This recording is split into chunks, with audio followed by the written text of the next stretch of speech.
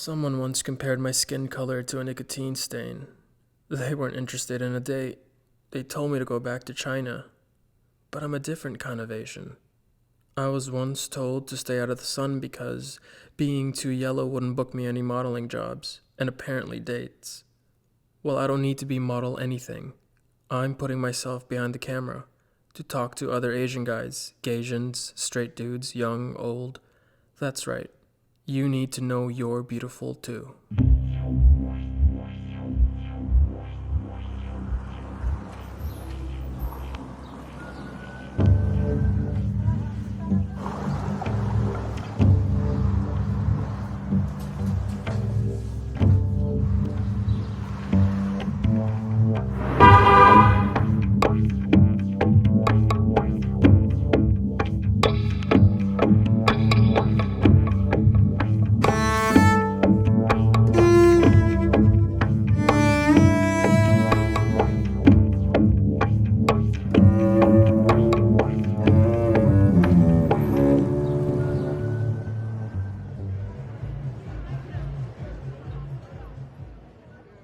I just want to be with a nice guy. Um, Someone who isn't going to annoy me. I'm just looking for someone who can push me in a very supportive way, but also can support me in terms of what my dreams and my ambitions are, and vice versa. You can, obsess about the reasons why somebody doesn't want to date you. If there's something that you can change that makes you more attractive, you can do something about that. You can get in shape. You can be more successful. You can try to do things that make you more attractive. But if people don't like you for things that you can't change, I guess, what's the point of worrying about that? How can I take care of my skin? Like, I'm obsessed with it. What kind of cream do I use to make my, get the acne away, get my skin smooth, get everything smooth, get my eyebrows. Like, I'm not afraid to admit I get my eyebrows done. Yeah, so what? There have been some studies that show that on average, Asian men are a bit smaller than the average, but that's an average, and it doesn't mean that there aren't going to be men who are bigger and men who are smaller. And certainly I've seen Asian men with ginormous penises. And it's weird. It's like, but what does that even mean? Like, am I supposed to now take pride and be like, look, we found one. It's a peacock. It's a unicorn. I think it's a very weird conversation to have. And the thing that we always forget is that we then ignore the fact that, of course, there's people of all ethnicities who are below average. And there are going to be people of all ethnicities who are above average. I don't know whether it was because I was Japanese or I was just awkward. I could have been white and had definitely had the same kind of dating experiences. I don't think it was ethnicity. It was definitely a little bit harder to be Japanese amongst a lot of white people. I mean, I didn't really date when I was young. I went to all the school dances and things and danced with white girls, but never had a girlfriend or dated. Grinder, from a technological standpoint, is amazing. It's like, oh, this person is 2 meters away from it. Like how that I find that aspect of Grinder to be incredible. All of the geolocation apps for gay men. So Grindr, Scruff, Growler, there's always a new one every day. But to me, they're all sex hookup apps. I do have a Grinder profile. I have sort of perused. Is that the perused? Browsed? The point of places like Grindr or Craigslist and other websites are that so someone can get what they want as fast as they can without any frills. Seeing the phrase no fatties, no femmes, no Asians through Grindr, it really was the first time for me that I saw it so clearly written out that there was an anti-Asian sentiment in gay culture. I think that it's always been a part of gay culture, but it was never so clearly stated as when I actually saw it on people's profiles. It seems like they're just being upfront about it, but at the same time, it sort of has a hint of racism a little bit. Obviously, you are concerned by the fact that a white person doesn't want to date you. Why do you want to date them? It's like you want to date them because they're white. They don't want to date you because you're Asian. It's sort of symmetrical problem. You know, you bring this up to people who are not Asian, and many people will say, hey, it's just a preference. They have every right to feel this way. And yet, if you ask that person to say that out loud walking down the street, they probably wouldn't. Could you imagine if someone walked down the street carrying a big placard being like, I don't date Asians, no Asians? The internet has allowed a lot of people to bring out the worst in themselves, right? You get a lot of anonymous trolls commenting on blogs saying some of the worst things. You get a lot of people being told that they should kill themselves. This is a manifestation of that same thing, the perceived safety of anonymity. Even if you're not really that anonymous because your butt or your chest or your face is right beside the profile, it allows you to treat other people like they are objects because basically you're shopping for what you want.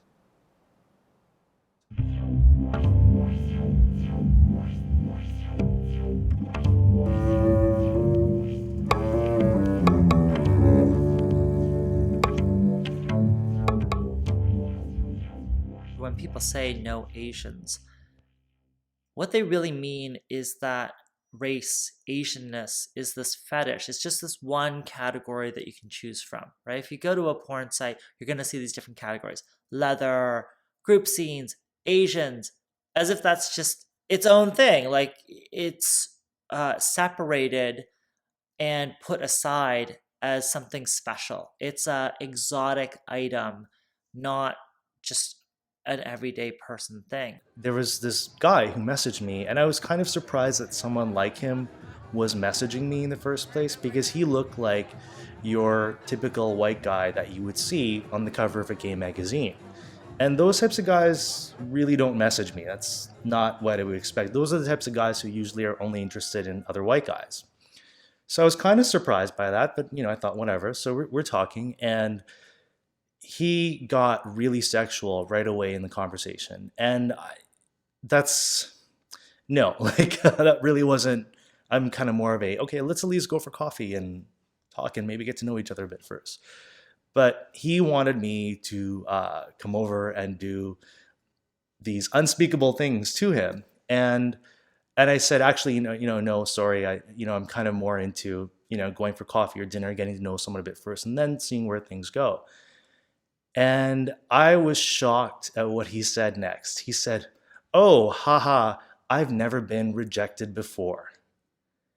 And I thought, geez, wow, I can't imagine this. And so after he said that, he got really pushy, and he was really like, no, you should totally come over, and we should do this and we should do that. And I had to repeatedly say to him, no, listen, I'm not interested. And I was kind of surprised by his almost sense of entitlement. The subtext of our conversation, what I felt in it was, I'm white, you're not. You should feel so lucky that me, this six-packed, smooth, muscled white guy, is even talking to you. So you should bow down and come over and do whatever I want. You should do to me whatever I want you to do to me. That was kind of the subtext I felt in the conversation. And so to end it, I said, oh, haha, I guess I just popped your rejection cherry. And then he finally stopped messaging me. And I just thought, you know what? I'm glad I popped his rejection cherry, because I think that's something everybody needs to go through. People of color are just an exoticized item that they could pull from the shelf when they were into that flavor, but they could put away and dismiss when they weren't interested in that.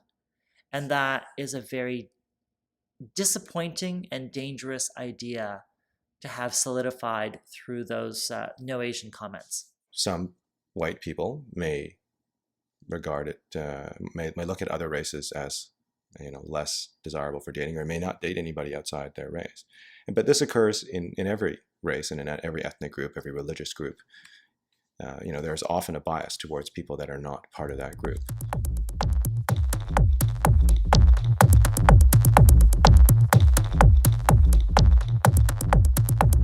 White guys are at the top, then Latin/Middle Eastern guys, then black guys, and then brown guys, and at the bottom would be Asian men. That's been what I've observed. As a child, you would notice that your Asian, your appearance would cause disturbance with other people, but never confrontation.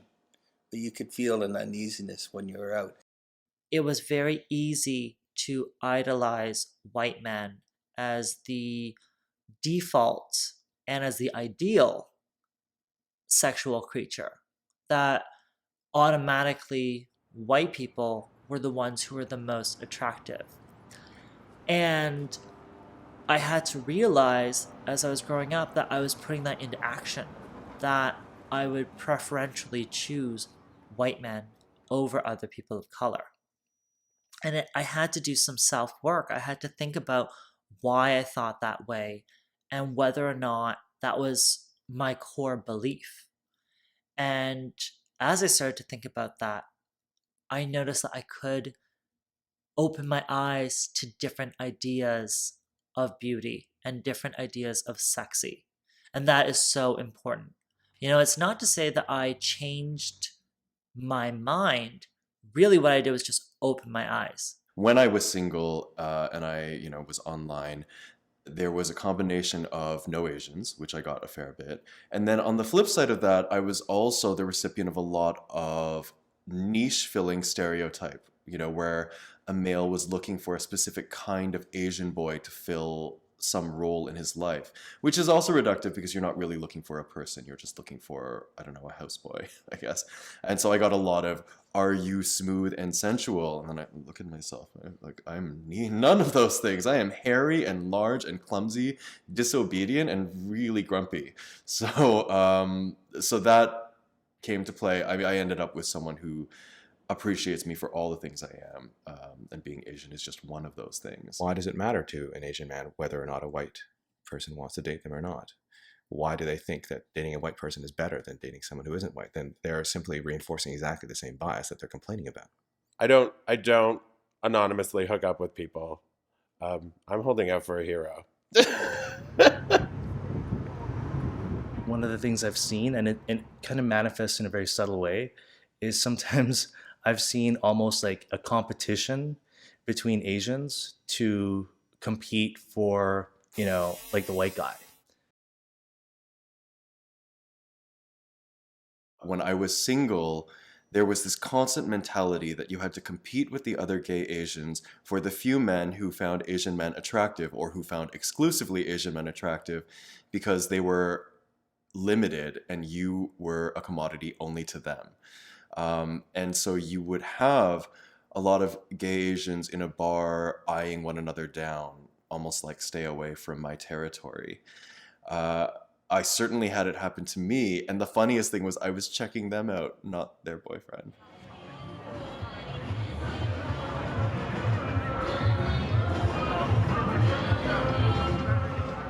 When we talk about attraction, if you believe that your attraction is completely innate, that it is something that's born within you, then to question someone's attraction is to question the very self of them, to question who they are.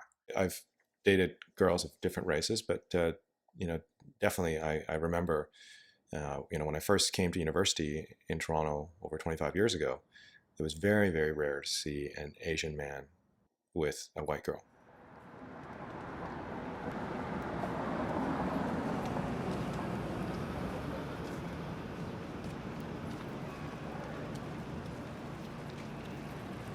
When I came back to Toronto from Ottawa, I actually started dating a Chinese guy.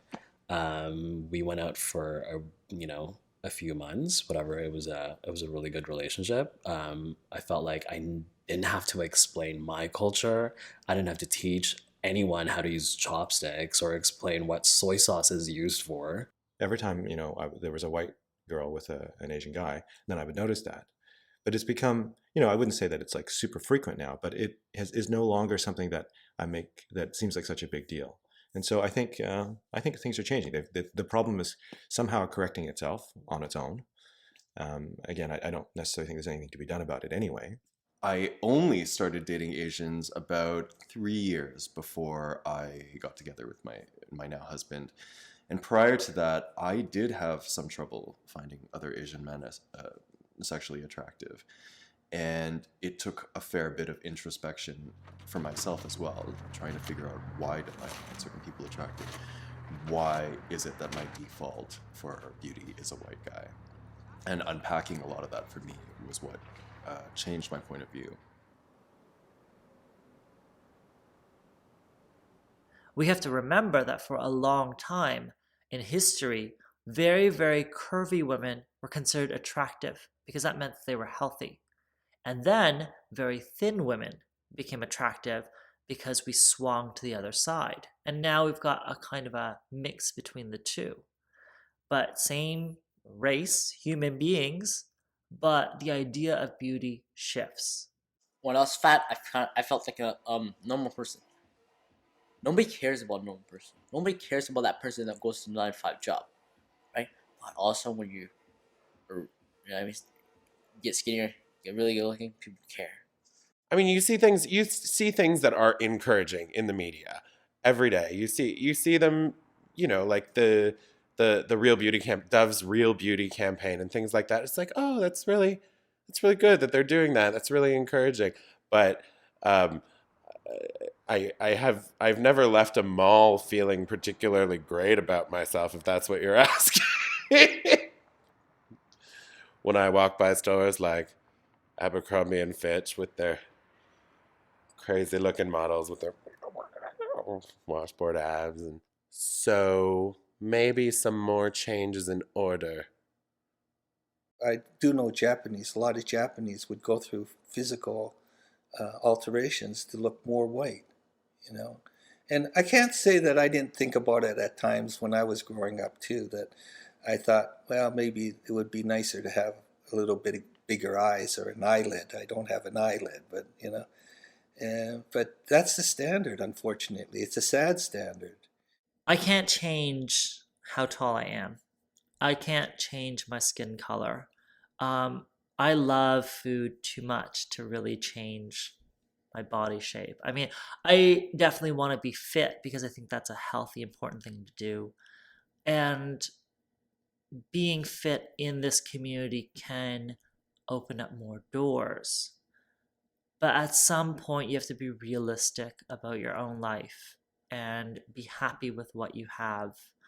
Because if you aren't, you're always going to be running after something. And you're always going to have this disappointment inside of you. And you're always going to feel unfulfilled.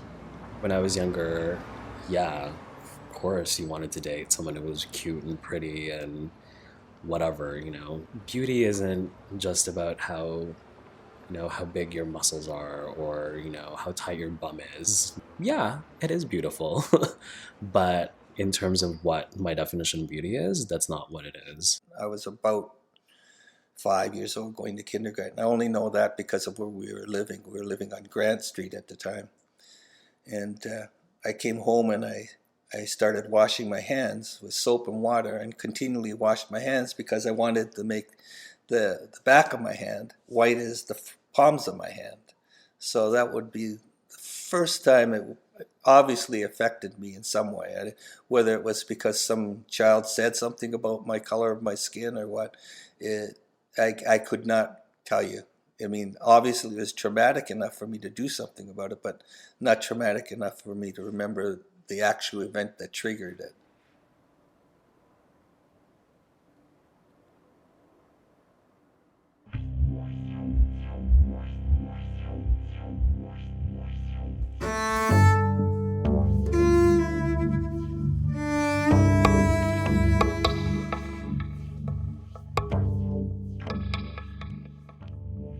If I was white, I don't think I would have to put in that much effort. I think I could I maybe wouldn't have to pay as much attention to my appearance. I probably wouldn't have to write in like full sentences. I could probably just write really casually, maybe without punctuation and things like that. And people would look at me and see that, oh, okay, well, this is a white guy. So, okay, all right, I'll go out with him or I'll message him. Whereas I feel, because I'm brown, I have to put in a lot more effort in order to get the same results in terms of even online dating that I would if I was, just a regular white guy. If I were white, I do think about what opportunities I would have that would be different than me being the ethnicity that I am. But at the same time, I'm also very grateful to be of color and have had the experiences that I have. When I was growing up, I saw a lot more fetishization and dismissal. And I think that I really got excited whenever I met, the one guy who was just attracted to everyone, not necessarily for the same reasons, but who could see the beauty in everyone and was open to it.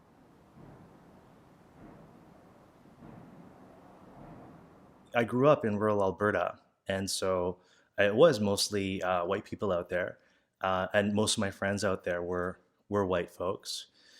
So I think that definitely shaped kind of who I'm attracted to. It's funny sometimes when I go into a small town, I'll text one of my friends and I'll say, "Oh my God, there's so many hot guys here," and he'll be like, "You're up in some backwater town, aren't you?"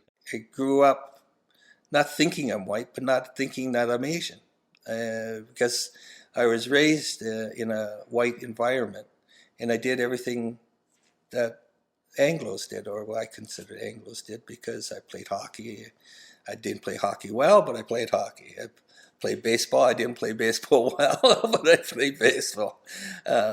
Grew up with my neighborhood kids. The gang of kids are all white, and always fit in. There was never a question that I was Japanese or a different color. Some of the values in Asian culture, and especially the Asian immigrant populations that have come to North America, these values are often heavily emphasized. Things like professional success, especially in medicine and law, engineering, computer science, this kind of thing.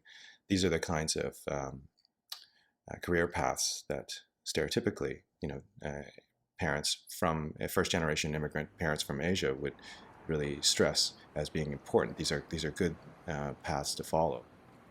My mother has said it too, because I think there's some sort of Chinese saying, being in the entertainment business is basically like prostituting yourself.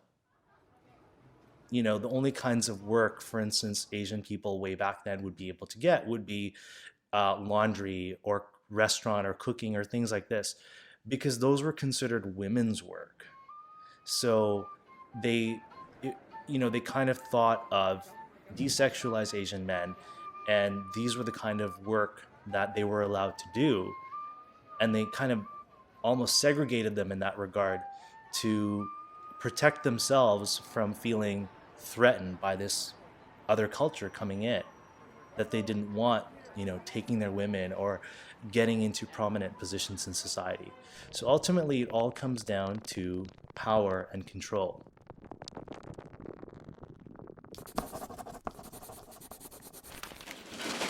When Bruce Lee started out, there's no way that came before him, But what he had naturally, genetically, is that when you looked at him when he walked, it was like, wow, this guy, he means business, It was like, when he walks, it was like, wow, this guy's actually pretty cool. It doesn't matter what ethnic background you are, he just walks with this swagger, and he just walks in there, and he's like, and like, when I watched that movie, I was like, wow, this guy is super cool.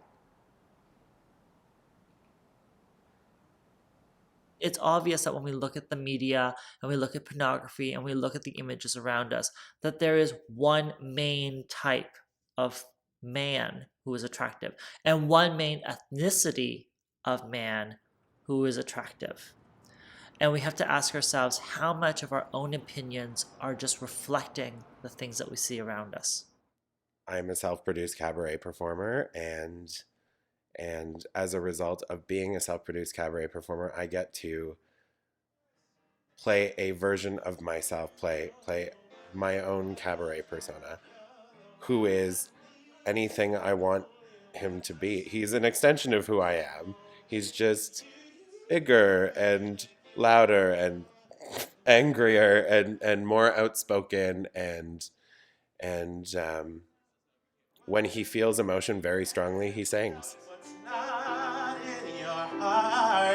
You're the best thing that never happened to me. The golden age of musical theater was sort of like built around that like blonde-haired, blue-eyed poster child for Aryan breeding, which is fine, because that what like these shows are dated. They were written, in the 20s, 30s, 40s, 50s, etc. So there just aren't as many parts.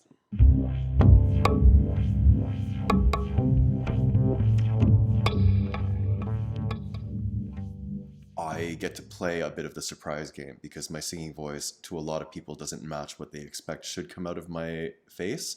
Neither does my speaking voice for that matter, because it's deeper, and there's the stereotype that Asian men are effeminate, or that their voices are light, or that they're obedient, and my voice isn't really any of those things. And I found that both, if I'm submitting a face shot to get a gig, I may be less likely to get it. But then two, when I show up at the gig and I sing, there's much more of a palpable, pleasant surprise when I sing, which I use to my advantage, but which probably shouldn't exist to begin with. The people behind those types of TV shows or movies or advertisements are trying to appeal to as many people as possible. They're trying to get, as many members of John and Jane Q public as possible. And in doing so, they've I guess excluded members of the Asian community and members of many other sort of cultural communities that subvert expectations or subvert stereotypes or whatever it is. Because they are the men that we see on the covers of magazines and that we see in pornography, that we see in most gay media, that there's an idea that they are the norm, that they are the ideal, that they are all-encompassing, and that everything else is compared to them as a reference point.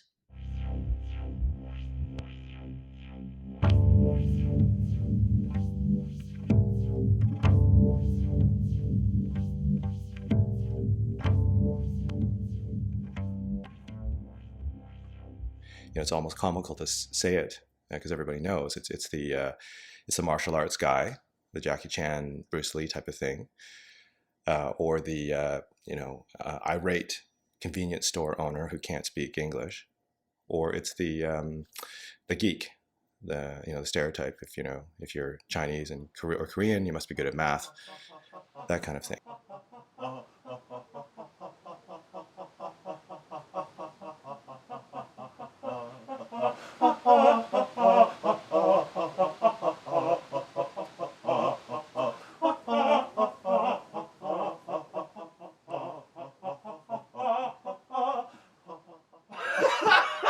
I think that's the reasoning behind keeping the Asians where they think they are supposed to be, rather than trying to challenge a stereotype or challenge an old idea of what Asians should be or generally are or whatever.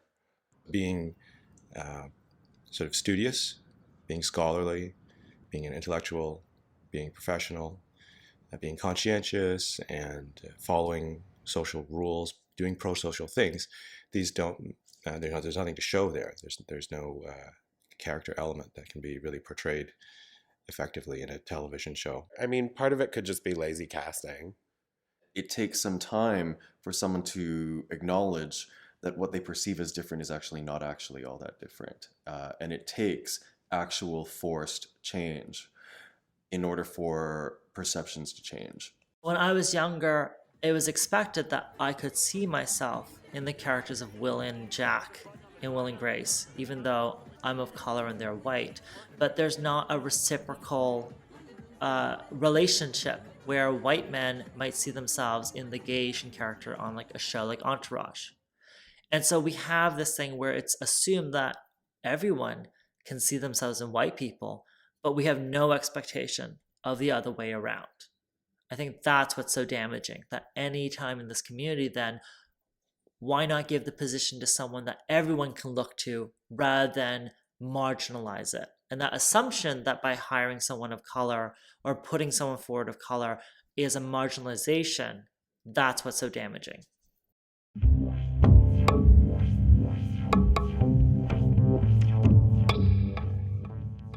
And of course, all of these things could be interpreted as being less attractive, certainly in a North American and maybe particularly American context, where being more aggressive, socially assertive, and outgoing is definitely the norm, and it's definitely something that's expected in the course of trying to initiate some kind of, romantic or sexual relationship. These sort of dated ideas about what beautiful is and what you are supposed to look like, and the kind of life that you're supposed to be leading, and what you're supposed to want out of life.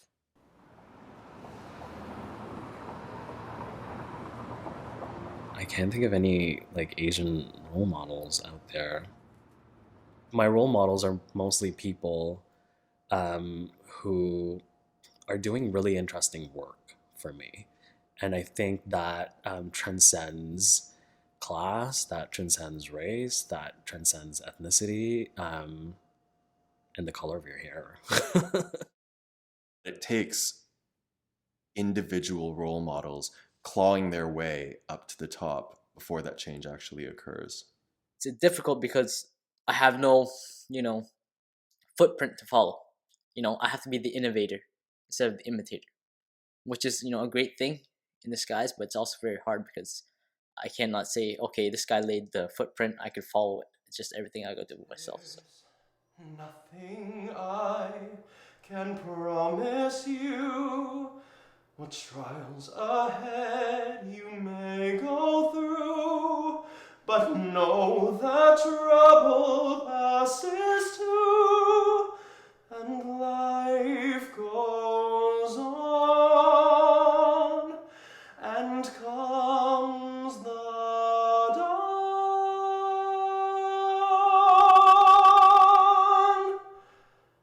my baby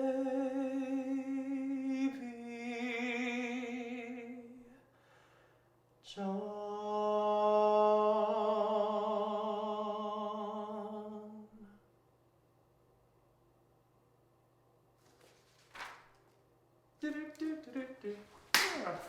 Am I giving up by putting myself behind the stage or behind walls while letting other people do my work? I'm not sure. I'm still grappling with that question, but I do know that in my theater writing, I have a perspective that other writers probably won't have. For example, I'm always trying to include some sort of queer perspective, some sort of non-cisgendered perspective. I'm always cognizant, does this role need to be played by someone of a specific ethnic background? Or would it be more interesting to leave it open and to leave it in the writer's notes that this role should be cast absolutely open to any background? It's frustrating to know that I'm always going to have to work much harder than someone else to get the same results or the same recognition just because of the color of my skin. But it's a bit of a blessing in that it constantly pushes me to push myself and to be the best that I can be in all areas of my life. It's fucking bullshit. It is bullshit. In our community, right, where there's a lot of, ignorance, I think having events that cater to Asian people or having, a safe space for them to just hang out, right, I think is a bonus. When I was a child, I wanted to be a pop star. That hasn't happened, which is okay because in retrospect, I've changed that dream. But there was no Asian pop star in North America. Today, there still kind of isn't. There are some hip hop groups that are on the rise now, which is a wonderful thing. And there are organizations that are devoted to empowering Asian American artists and corresponding for other ethnicity groups and other minority groups. But to this date, someone's going to go to you and say, well, you can't do that, you're Asian. Or you can't do that because it hasn't been done before. But if you see that someone has succeeded in some way, even if it's not exactly what you want to do, then it's going to change your perception, your ambitions, your dreams, your drives. Oh, you can't do this. You can't do this. No. Watch me. This documentary is definitely a start, right? I think having more media representations out there would actually be easier. Just speaking about role models, when you ask me the question about role models, how many, who are my Asian role models? The fact that I had to think about it.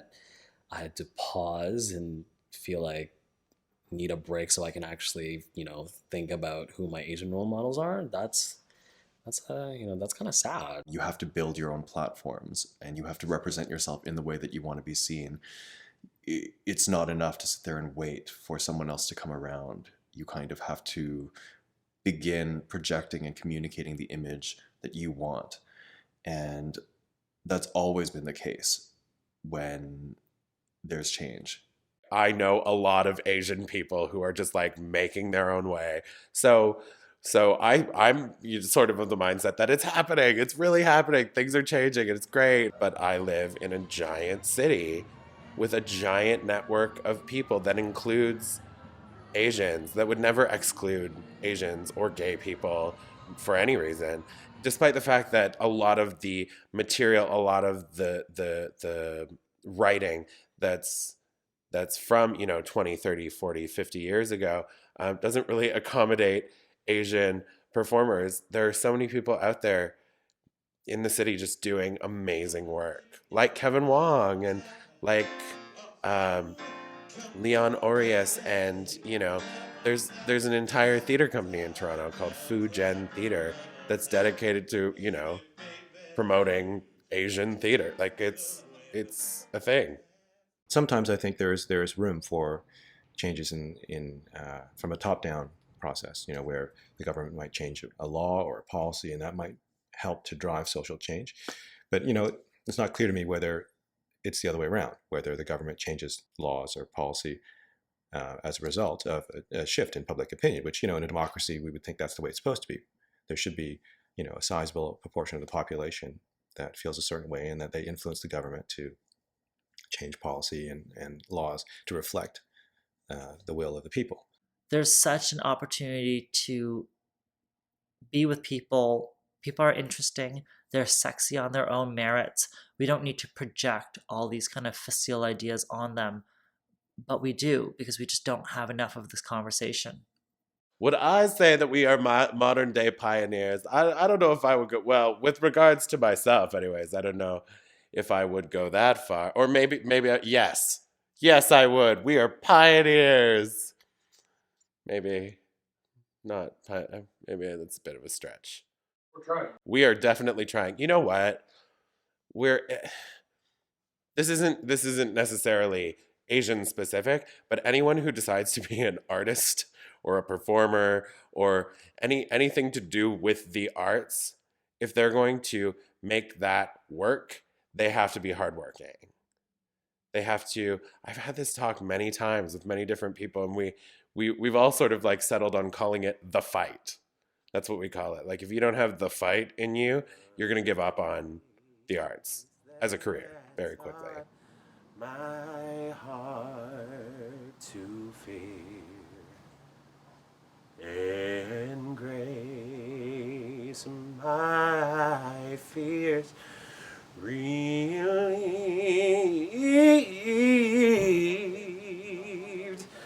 How precious did that grace appear the hour I first believed. As our society becomes more racially diverse, and as people of different races, in this case especially Asian men, start to take on roles, social roles and professional roles that are not so stereotypical, and as people just spend time together in a mixed city, I think the statistics about relationships are that people tend to date people who live close to them and who are, obviously do shared activities.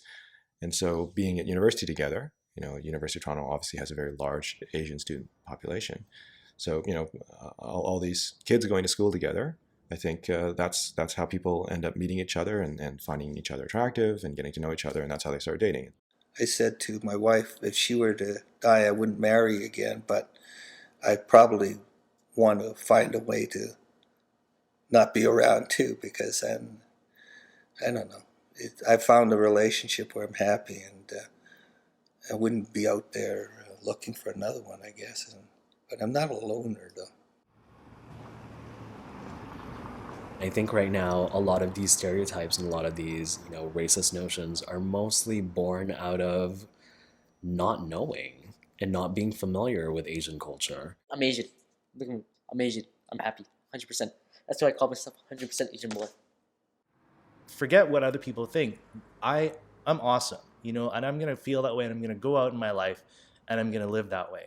I'm not gonna wait for someone else to tell me that I'm beautiful. I'm gonna know that I am, and go out in my life and live that way.